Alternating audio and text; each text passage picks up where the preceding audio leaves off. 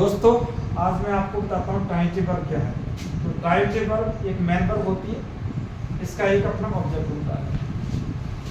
Trans से ही पता चलता है, इसका मतलब होता है from one side to the other side. तो इसमें यानी कि एक तरफ से दूसरी तरफ, तो इसमें कोई सब्जेक्ट कार्य करता है और उस कार्य का असर सब्जेक्ट से होते हुए ऑब्जेक्ट तक पहुँचता है, उसे हम बोलते हैं टाइम टेबल। जैसे एग्जाम्पल के तौर पर हम देखते हैं, Ram teach Shyam English grammar. Ram Shyam को इंग्लिश ग्रामर पढ़ाते हैं। जो सब्जेक्ट हमारा यहाँ पर राम है, तो राम जो कार्य करते हैं, टीच वाला कार्य करते हैं, उस कार्य का असर श्याम तक पहुँचता है। तो श्याम हमारा क्या है, ऑब्जेक्ट है।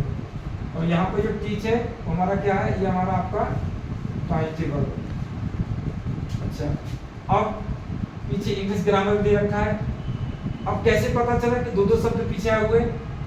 तो जब हम क्वेश्चन करते हैं, जब मैन वर्ब से हम क्वेश्चन करते हैं, जब क्वेश्चन करते हैं वर्ड से, तो जो वर्ड से क्वेश्चन करते हैं और उसका जवाब मिलता है तो कुछ और नहीं, वो डायरेक्ट ऑब्जेक्ट होता है।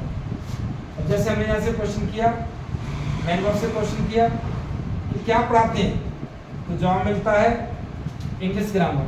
तो जब वर्ड से क्वेश्चन करते हैं तो डायरेक्ट ऑब्जेक्ट आता है। तो ये इंग्लिश ग्रामर हमारा क्या है, डायरेक्ट ऑब्जेक्ट है। जब हम क्वेश्चन करते हैं, जब मैन वर्ब से हम क्वेश्चन करते हैं होम से कि किसको पढ़ाते हैं, तो मैन वर्ब से आप वर्ड से जब होम से क्वेश्चन करते हैं तो इनडायरेक्ट ऑब्जेक्ट आता है। देखो यहाँ पर किसको पढ़ाते हैं, श्याम को पढ़ाते हैं, तो श्याम हमारा क्या है, इनडायरेक्ट ऑब्जेक्ट है। ठीक है ना। तो जब हमारा वर्ड और क्वेश्चन, वर्ड और होम से जब क्वेश्चन करते हैं, जब उसका हम जवाब मिलता है, वो कोई और वर्ड नहीं, वो आपकी टाइम टेबल होती है। तो टीच हमारा क्या है यहाँ पर, ये टाइम टेबल है। अगला सेंटेंस देखते हैं, जैसे राम टीच श्याम। राम श्याम को इंग्लिश पढ़ाता है। अब जवाब पर क्वेश्चन वही चलता है कि चलो क्वेश्चन कर लेते हैं। और क्वेश्चन हमेशा आपको पता है मैन वर्ब से करते हैं। तो जब मैन वर्ब से हमने वर्ड से क्वेश्चन किया तो भैया क्या पढ़ाते हैं, कोई जवाब नहीं आया। किसको पढ़ाते हैं, तो श्याम को पढ़ाते हैं। तो होम से क्वेश्चन करते हैं तो इनडायरेक्ट ऑब्जेक्ट आता है, तो ये हमारे इनडायरेक्ट ऑब्जेक्ट होगा। तो ऐसा नहीं है, अगर सेंटेंस में अगर एक ही ऑब्जेक्ट है तो वो हमारा डायरेक्ट ऑब्जेक्ट होगा।